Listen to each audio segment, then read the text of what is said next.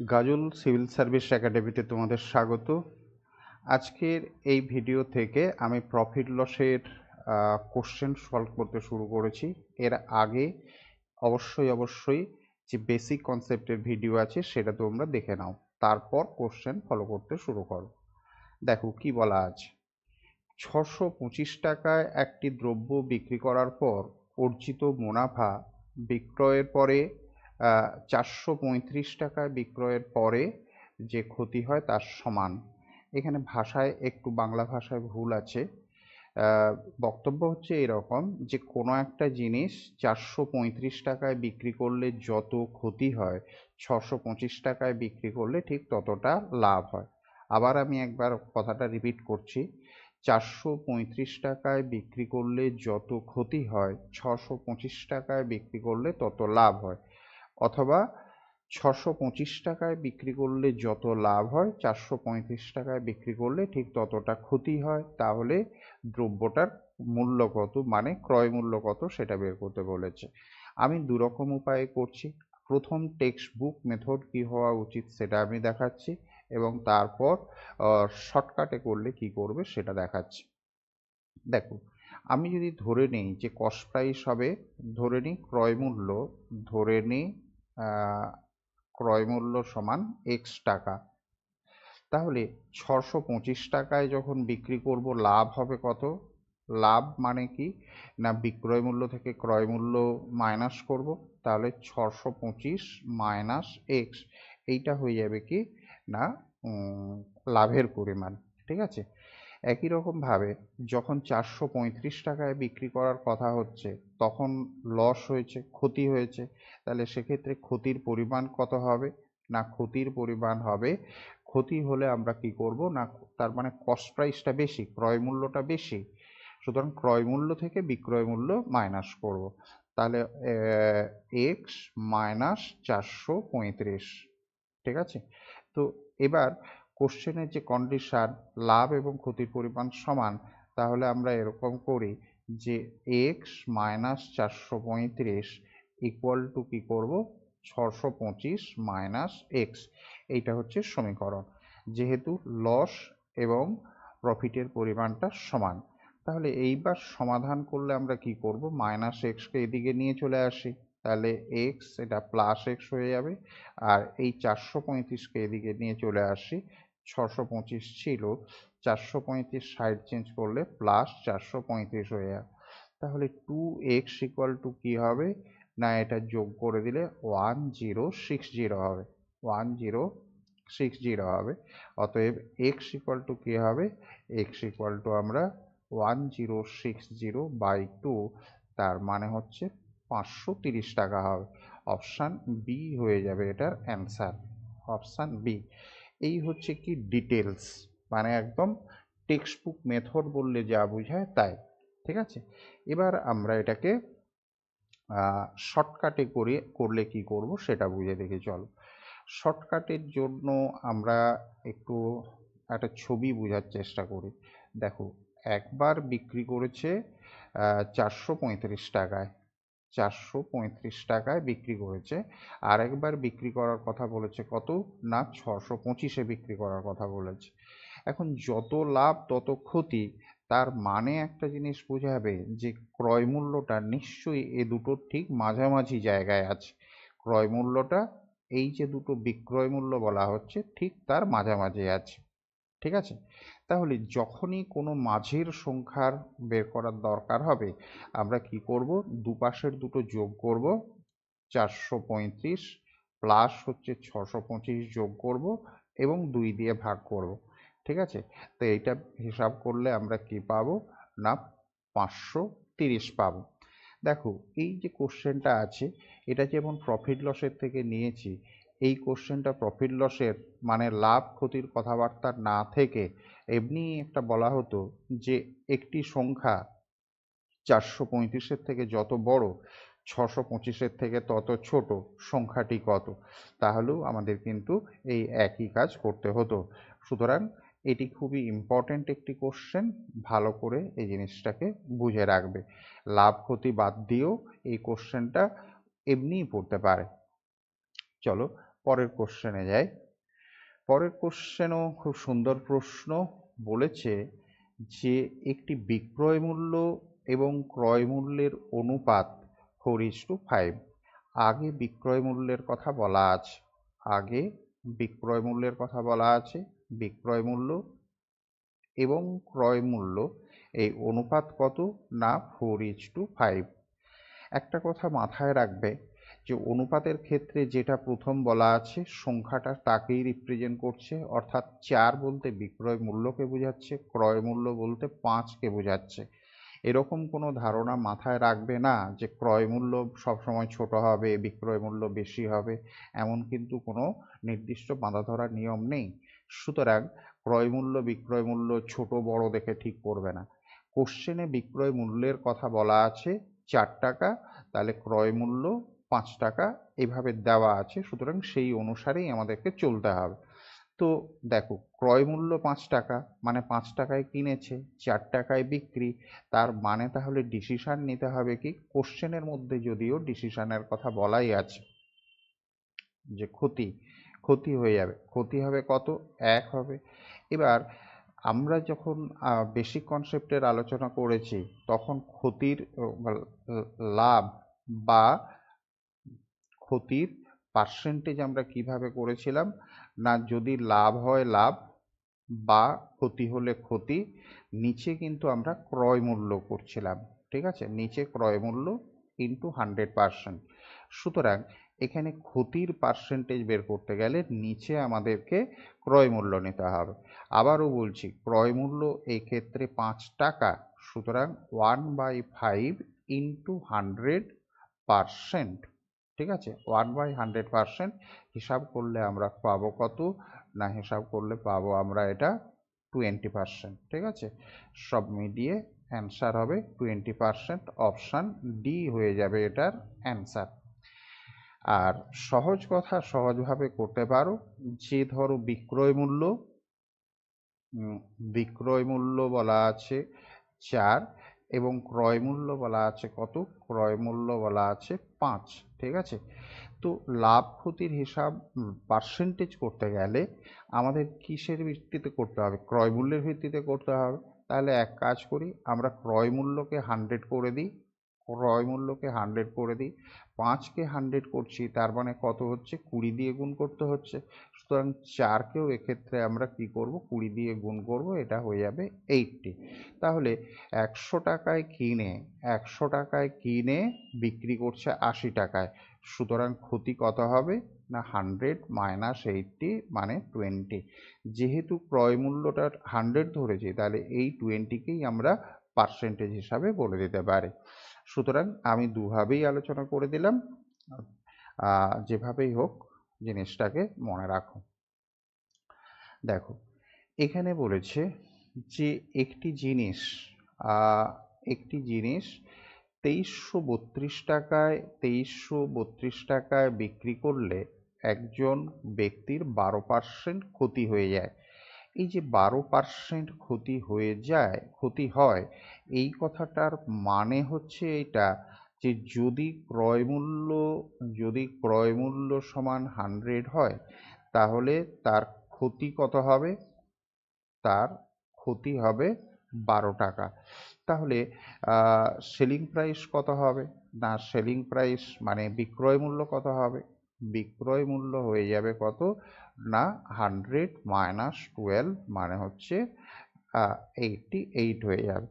এখন এখানে কোশ্চেনে এই 88 বলতে দেখো 2332 টাকায় বিক্রি করলে, তার মানে এই 2332 টাকা বিক্রয় মূল্য বোঝাচ্ছে। এই 88 যদি 2332 হয়, ক্রয় মূল্য কত মানে এই 100 কত হবে, এইটা আমরা বের করব। অথবা এক্ষেত্রে বিক্রয় মূল্যকে আমরা সরাসরি এরকম ভাববো যে এটা 88%, 88% সমান 2332, দেন 100% ইকুয়াল টু কত হবে? না 2332 বাই 88 ইন্টু 100। এইটা যেহেতু টাকা, তাহলে এটা আমরা টাকা পাবো। ঠিক আছে। এইটা যখন হিসাব করবে, এটা তোমরা ক্যালকুলেশন করে দেখো যে 8 দিয়ে 11 দিয়ে কাটা যাবে। এটা 11 দিয়ে যদি কাটো এটা হবে 8, 11 দিয়ে কাটলে আমরা এখানে পাবো 2, 1, 2 পাবো। এবং আবার যদি 4 দিয়ে কাটি এটা হবে 2, 4 দিয়ে কাটলে এটা হবে 25, 2 দিয়ে যদি কাটি তাহলে এটা হয়ে যাবে তোমার 106 হয়ে যাবে। ঠিক আছে। তো সব মিলিয়ে আমরা এটা পাবো 2650 পাবো, 2650 টাকা। অর্থাৎ অপশান এ হয়ে যাবে এটার অ্যান্সার। ঠিক আছে। তাহলে এক্ষেত্রে আমাদের যেটা কনসেপ্ট হিসাবে বোঝার, যেহেতু 12% ক্ষতিতে 12% ক্ষতি হয়েছে এটা বলা হচ্ছে, তাহলে বিক্রয় মূল্যকে আমরা কি করব, 100 মাইনাস 12 মানে 88% ধরবো, এবং ক্রয় মূল্য সমান সবসময় কি করব, 100% ধরবো আমরা। ঠিক আছে। চলো পরের কোশ্চেনে কি আছে দেখি। পরের কোশ্চেনে আছে দেখো যে একজন দোকানদার একটি জিনিস 340 টাকা দিয়ে কিনেছিলেন এবং এটি 272-এ বিক্রি করেছিলেন। 272 টাকায় বিক্রি করেছিল। 340 টাকা দিয়ে কিনেছিল এবং 272 টাকায় বিক্রি করেছিল। তাহলে ক্ষতির পার্সেন্টেজ কত এটা বের করতে বলেছে। দেখো, তাহলে কস্ট প্রাইস মানে কত না, ক্রয় মূল্য হচ্ছে 340 টাকা এবং বিক্রয় মূল্য হচ্ছে কত, বিক্রয় মূল্য 272 টাকা। যেহেতু বিক্রয় মূল্য কম, তাহলে এখান থেকে আমরা কি বলবো না, আমাদের ক্ষতি কত হয়েছে সেটা আমরা বের করে নিতে পারবো। ক্ষতির পরিমাণ 340 মাইনাস 272, তো কত হবে এটা, এটা হয়ে যাবে 68 টাকা। ঠিক আছে। তাহলে ক্ষতির পার্সেন্টেজ কি হবে, ক্ষতির পার্সেন্টেজ কি হয়ে যাবে না, ক্ষতির পরিমাণ হচ্ছে 68 টাকা। আমরা কিন্তু নিচে সবসময়ই ক্রয় মূল্য করব, যখনই লাভের পার্সেন্টেজ বা ক্ষতির পার্সেন্টেজ বের করব নিচে আমাদেরকে ক্রয় মূল্য লিখতে হবে, এই কথাটা যেন কোনোভাবে ভুল না হয়। তাহলে নিচে হচ্ছে 340 লিখছি, ইন্টু 100% করছি। দেখো একটা শূন্য আমরা ক্যান্সেল করে দিই, 34 দিয়ে যদি কাটি এটা হবে 2, তাহলে 10 এবং 2 গুণ করলে কত পাচ্ছি, 20% পাচ্ছি। অপশান ডি হচ্ছে এটার অ্যান্সার। অপশান ডি হয়ে গেল এটার অ্যান্সার। আই হোপ আর নিশ্চয়ই বুঝতে পারলে। পরের প্রশ্ন দেখি, চলো কি আছে। একটি দ্রব্য 4125 টাকায় বিক্রি করে এ 10% লাভ করে। দেখো, এই যে 10% লাভ করে, এই কথাটার মানে আমরা কি কি বুঝবো না, ক্রয় মূল্য যদি 100 হয়, ক্রয় মূল্যটাকে সবসময়ই আমরা 100 ধরবো। এটাকেই আমরা 100% বলতে পারি। ঠিক আছে। ক্রয় মূল্যকে সবসময় আমরা 100% ভাববো। লাভ কত, লাভ 10, তাহলে বিক্রয় মূল্য কত হয়ে যাবে, বিক্রয় মূল্য হবে 110। ঠিক আছে। তাহলে যেহেতু এই 4125 টাকায় বিক্রি করে 10% লাভ বলা হচ্ছে, তার মানে আমরা কি বলবো যে এই 110% এইটা সমান কত, 4125 এইটা। এবার বলেছে যে 18% লাভ করার জন্য তাকে দ্রব্যটি কত দামে বিক্রি করতে হবে। তাহলে এটা ছিল 10% লাভে, যখন 110 বোঝাচ্ছিল। 18% লাভে বিক্রয় মূল্য কত হবে না, 18% লাভে বিক্রয় মূল্য হয়ে যাবে 100 প্লাস 18, তার মানে 118। তাহলে আমাদেরকে বের করতে হবে কি না, 118% সমান কত হবে বের করব আমরা। তাহলে 110% সমান এইটা 4125, দেন 1% মানে কত হবে, 4125 বাই হচ্ছে 110, 118% মানে কত হবে না, ইন্টু 118। ঠিক আছে। এইটাকে আমাদের হিসাব করতে হবে। দেখো 11 দিয়ে নিশ্চয়ই কাটবে, 11 দিয়ে কাটলে এটা হবে 10, 11 দিয়ে যদি কাটি তাহলে এটা হবে 11 3 33, 8 2 11 7 77, 11 5 55। এগেন 2 দিয়ে যদি কেটে দিই তাহলে এটা হয়ে যাবে 59 এবং এটা হয়ে যাবে 5। 5 দিয়ে যদি এটা কাটি তাহলে এটা হয়ে যাবে 75। তো 75 ইন্টু 59, 75 ইন্টু 59।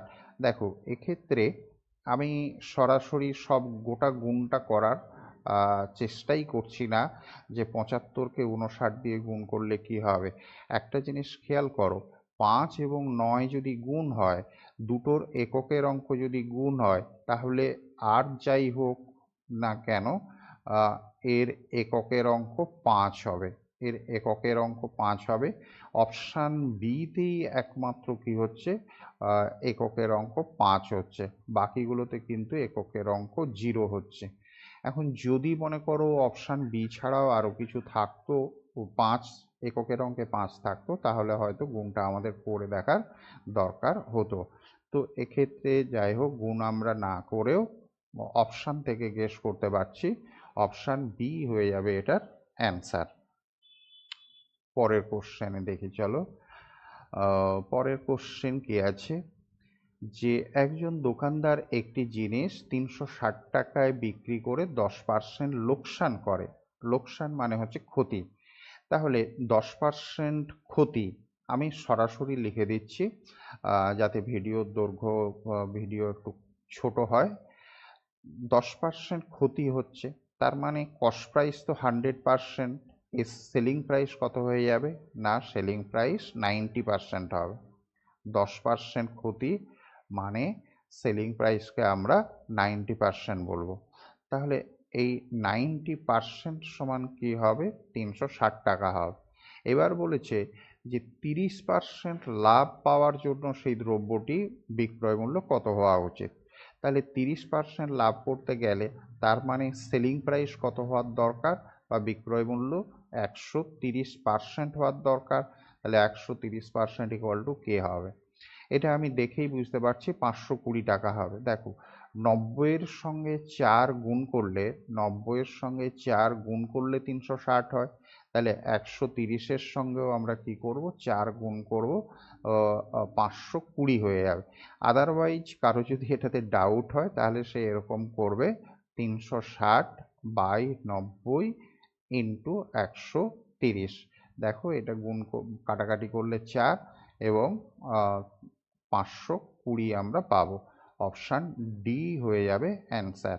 আচ্ছা, তবু পাশে আমি একটু লিখে দিচ্ছি, এটা হচ্ছে কি না 10% ক্ষতিতে বিক্রয় মূল্য সমান হচ্ছে 90%। আর 130 কোথা থেকে পেলাম, এটা হচ্ছে 30% লাভে বিক্রয় মূল্য সমান 130%। ঠিক আছে, পরের কোশ্চেন দেখো। এ ধরনের কোশ্চেন একটি কিন্তু খুবই ইম্পর্টেন্ট, এ ধরনের কোশ্চেন খুবই ইম্পর্টেন্ট পরীক্ষার জন্য, ভালো করে জিনিসটা বুঝো। কোনো একটি দ্রব্য বিক্রি করার সময় 7% লাভ এবং 6% ক্ষতির মধ্যে পার্থক্য হবে 104 টাকা। অর্থাৎ 6% ক্ষতিতে বিক্রি না করে যদি 7% লাভে বিক্রি করা যায়, তাহলে যে বিক্রয় মূল্য হবে সেই বিক্রয় মূল্যের পার্থক্য হয়ে যাবে কত, 104 টাকা। তাহলে তার ক্রয় মূল্য কত সেইটা বের করতে হবে, ক্রয় মূল্য কত আমাদের সেটা বের করতে বলেছে। ঠিক আছে, দেখো আমি এটাকে দুরকম উপায়ে দেখাচ্ছি। প্রথম একদম বেসিক কনসেপ্টটা কি সেটা একটু দেখে নিই এবং তারপর শর্টকাটের কথা আসছে। 7% লাভ, তাহলে 7% লাভে বিক্রয় মূল্য আমরা কত বলবো, বিক্রয় মূল্য বলবো যে 100 + 7 মানে হচ্ছে 107% বলবো। আর 6% ক্ষতি, 6% ক্ষতিতে বিক্রয় মূল্য কি হবে না, 6% ক্ষতিতে বিক্রয় মূল্য সমান হয়ে যাবে 100 + 6 মানে হচ্ছে 106%। তাহলে এই দুটোর মধ্যে পার্সেন্টেজের ডিফারেন্স কত? 6% ক্ষতিতে বিক্রয় মূল্য, আমি ভুল লিখলাম, এটা এটা হবে 100 - 6 মানে হচ্ছে 94%। সুতরাং এই দুটোর মধ্যে ডিফারেন্স কত হয়ে যাবে? পার্থক্য আমরা কত পাবো? পার্থক্য সমান পাবো 107 - 94 সমান সমান পাবো কত না, এটা পাবো 13% পাবো। ঠিক আছে, এটা 13% পাবো। এবারে বলেছে যে 104 টাকা পার্থক্য হয়ে যাবে, তাহলে এই 13% সমান কত বলবো না 104 টাকা। ঠিক আছে, তাহলে ক্রয় মূল্য সমান কি হবে না 100% হবে। তো এই 100% ইকুয়াল টু কত হবে না 104/13 ইন্টু 100। ঠিক আছে, তো 13 দিয়ে কাটলে এটা হবে 8, 8 এবং 100 গুণ করলে আমরা কি পাবো? 800 পাবো। অপশান ডি হয়ে যাবে এটার অ্যান্সার। অপশান ডি হয়ে যাবে এটার অ্যান্সার। ঠিক আছে, দেখো এই যে আমরা 13% বের করলাম, এই 13% বের করার জন্য আমাদের 107, 94 বের করার পর বিয়োগ করেছি। বাট এটাই যদি আমরা সংক্ষেপে বা শর্টকাটে বোঝার চেষ্টা করি তাহলে কিন্তু এই 107, 94 এগুলোর কোনো দরকার নেই। দেখো ক্রয় মূল্যকে আমি মাঝে কোথাও লিখছি, এইটা হচ্ছে কি ক্রয় মূল্য বোঝাচ্ছে, এটা হচ্ছে ক্রয় মূল্য বোঝাচ্ছে। একবার বলা হচ্ছে 6% ক্ষতি, তার মানে ক্রয় মূল্য থেকে একদিকে থাকবে এইটা ধরো 6% ক্ষতি, এইটা বোঝাচ্ছে। আর লাভের প্রসঙ্গ যখন আছে তাহলে সেটা ক্রয় মূল্যের উল্টো দিকে থাকবে, যেদিকে 6% ক্ষতি ছিল তার উল্টো দিকে থাকবে 7% লাভ, 7% লাভ থাকবে। ঠিক আছে, 7% লাভ। তাহলে এই এই যে এই যে ডিফারেন্সটা বা এই যে গ্যাপটা, সেই গ্যাপটা কত হবে? দেখে বোঝাই যাচ্ছে যে এই গ্যাপটা এতটা গ্যাপ। তাহলে এই এতটা গ্যাপ মানে 6% এবং 7% মিলে কি পাবো আমরা? সরাসরি 6 + 7 মানে হচ্ছে 13% করে দিতে পারবো। সুতরাং এই 13 বের করার জন্য আমাদের 107, 94 তারপরে বিয়োগ করে 13 পেতে হবে। সেইটা করার কোনো দরকার নেই, আমরা সিম্পলি এই 6% ক্ষতি এবং 7% লাভ, যেহেতু দুটো বিপরীত জিনিস আছে এক্ষেত্রে পার্থক্য মানে আমরা যোগ করে দিলেই তাদের মধ্যে পার্থক্য পেয়ে যাব। তো এই 13% সমান হচ্ছে 104 আর 100% ইকুয়াল টু কত হবে? 800 হবে। এটা আমরা বের করে দিতে পারবো। আবারও বলছি, এ ধরনের কোশ্চেন কিন্তু খুবই ইম্পর্টেন্ট কোশ্চেন, যে কোনো পরীক্ষার জন্য সমান গুরুত্বপূর্ণ প্রশ্ন এটা। ঠিক আছে, আচ্ছা এক্ষেত্রে আরেকটু কথা বলে নিই। এই যে ক্ষতি এবং লাভ দুবার বলা ছিল সেই জন্য এটা আমরা যোগ করলাম। এখন যদি এটা এরকম হতো যে মনে করো আগে 6% লাভ হতো, এইটা মনে করো ক্রয় মূল্য, এটা মনে করো ক্রয় মূল্য, আগে হয়তো 6% লাভ ছিল আর এখন 7% লাভ হচ্ছে, এখন 7% লাভ হচ্ছে, সেক্ষেত্রে গ্যাপ কত হতো? গ্যাপ এইটুকু হতো। দেখেই বোঝা যাচ্ছে যে এই গ্যাপের পরিমাণটা কম, তখন আমরা কিন্তু কি করতাম? 7 - 6 মানে 1% করতাম। ঠিক আছে, অর্থাৎ যদি দুটো একই হয়, দুটোই লাভ লাভ, তাহলে পার্থক্য বের করার সময় আমরা বিয়োগ করব। কিন্তু যদি দুটো অপোজিট হয়, একটা ক্ষতি আর একটা লাভ, তাহলে পার্থক্য বের করার সময় আমরা যোগ করব। এই সিম্পল কথাটা মনে রাখলে কিংবা আমি যে ছবি আঁকলাম সেটা থেকে যদি বুঝতে পারো তাহলে আর এগুলো বের করার দরকার লাগবে না। ঠিক আছে, চলো পরের কোশ্চেনে যাই। পরের কোশ্চেনে কি আছে দেখি। পরের কোশ্চেন আছে যে একটি দ্রব্য 340 টাকায় বিক্রি করার পরিবর্তে 350 টাকায় বিক্রি করলে 5% বেশি লাভ হয়। দেখো 340 টাকার পরিবর্তে 350 টাকায় বিক্রি করলে 5% বেশি লাভ হয় বলেছি। তাহলে এই 5% বেশি লাভ হওয়ার কারণটা কি? 5% বেশি লাভ হওয়ার কারণটা কি? না 340 টাকায় বিক্রি করার পরিবর্তে 350 টাকায় বিক্রি করা। তার মানে কত বেশি দামে বিক্রি করলো? না আমরা এটা বিয়োগ করে দিই, 350 মাইনাস 340, অর্থাৎ 10 টাকা বেশি দামে বিক্রি করার ফলে কি হচ্ছে? 5% লাভ হচ্ছে। সুতরাং এখান থেকে আমরা সরাসরি বলতে পারি যে এই 5% সমান কত? না 10 টাকা। দেখো ক্যালকুলেশনে তো করবেই, বাট খেয়াল করো যে 5-এর সঙ্গে আমরা 2 গুণ করলে কিন্তু 10 পেয়ে যাবো। এবারে বের করতে বলেছে দ্রব্যটির ক্রয় মূল্য কত। ক্রয় মূল্য মানে আমরা 100% বের করব। তো 100% ইকুয়াল টু কী হবে? না আগের মতো এরকম 2 গুণ করে দিতে পারি, তাহলে আমরা 200 টাকা পেয়ে যাব। ঠিক আছে, তো এটা এইটুকুই কাজ। অপশান ডি হচ্ছে অ্যান্সার। বোঝা গেল? 340 টাকার পরিবর্তে 350 টাকায় বিক্রি, তার মানে হচ্ছে 10 টাকা বেশি দামে বিক্রি করার ফলে লাভের পরিমাণ বাড়বে। সেই লাভের পরিমাণ 5% বেড়েছে, তার মানে 5% ইকুয়াল টু আমরা বলবো 10 টাকা। সুতরাং 100% ইকুয়াল টু কী হবে? না 100% ইকুয়াল টু 200 টাকা হবে। পরের কোশ্চেন দেখো, খুবই ইন্টারেস্টিং কোশ্চেন, এবং এরকম কোশ্চেন কিন্তু পরীক্ষার জন্য ইম্পর্টেন্ট বলেই আমার মনে হয়, সে কারণে আমি নিয়েছি। কি আছে দেখো, যে একজন ব্যক্তি 1200 টাকা দিয়ে একটি দ্রব্য কিনেছিলেন এবং এটি মেরামতির জন্য 300 টাকা ব্যয় করেছিলেন, এবং এটি 2000 টাকায় বিক্রি করেছিলেন। লাভের শতকরা হার কত? 1200 টাকা দিয়ে একটা জিনিস কিনেছিল, কিনে সেটাকে আবার রিপেয়ারিং করার জন্য 300 টাকা খরচ করেছে, এবং সেটা ফাইনালি 2000 টাকায় বিক্রি করেছে। তাহলে এক্ষেত্রে ক্রয় মূল্যকে কি ধরবে? যে এই যে 300 টাকা রিপেয়ারিংয়ের জন্য ব্যবহার করেছে, তাহলে এটাকেও কি হবে? ক্রয় মূল্যের উপরে ধরতে হবে, ক্রয় মূল্যের মধ্যে ধরতে হবে। তাহলে মোট ক্রয় মূল্য কত হয়ে যাবে?